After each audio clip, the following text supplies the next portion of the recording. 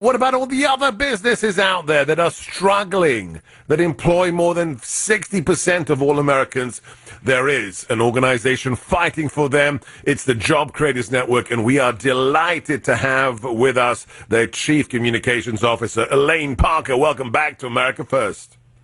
Hey, Sebastian, thanks for having me. First things first, the jobs report. Utter disaster. Supposed to be 700,000 jobs. It's 200,000. What does this mean for America and the future of America under Biden? You know, it's amazing. We really should be seeing stronger job growth, especially with the 64% of Americans are fully vaccinated.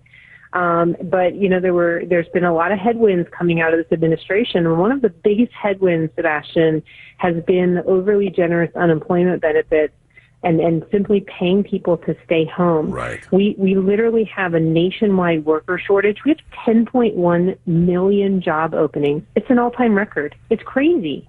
Yeah, the fact that they ended the federal unemployment benefits for 6 million people this weekend, are we going to see people flood into the workplace, or are they too used to sticking at home, Elaine? You know, it's my hope that we do see that, but we won't. We'll have to look at the data next month and see if we see that increase of people coming off the bench. What happens with the labor participation rate? It has not budged in months. It has stayed the same. So hopefully we get some people off the bench, get them back to work, into the workforce, and take employers out of the business of competing with the government for labor, because that's the worst position you could put our small business owners in. Yeah, the government should not be disincentivizing Americans to work.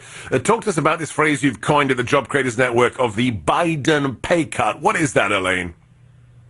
Yeah, so, you know, we've seen this reckless spending come out of the Biden administration. It started with the American Rescue Package that was signed into law back in March. We saw the Senate pass an infrastructure and name-only bill that's making its way through the House. And then, of course, the House is working on the $3.5 trillion bill, human infrastructure bill, which is really going to be like $5 trillion when all is said and done. You'd think I was talking about monopoly money, right? Yeah. Well, with all this spending, we're seeing inflation rise to levels that we haven't seen in decades. I mean, soon we're going to be at Jimmy Carter levels.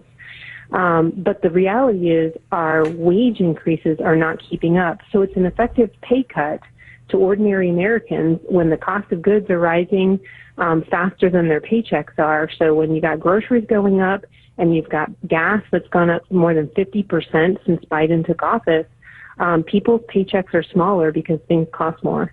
Please support these people that are fighting for small businesses across America. Go to joinjcn.com right now. That's joinjcn.com right now. Elaine, last question. It's not just, the overt attempt to make government even bigger and to spend like drunken sailors. It's also political measures like HR4. Would you talk to us about JCN's concerns for the John Lewis Voting Rights Act? Yeah, Sebastian, this is a serious issue. The passage of HR4 is nothing short of a federal takeover of state and local elections. This bill would usurp the power of states that attempt to ensure the integrity of their elections to partisan bureaucrats in Washington, and we just can't let that happen. It would be used to erode security of our elections. It requires that states receive pre-clearance before making any sensible voting procedural changes, and it would empower all the bureaucrats in D.C.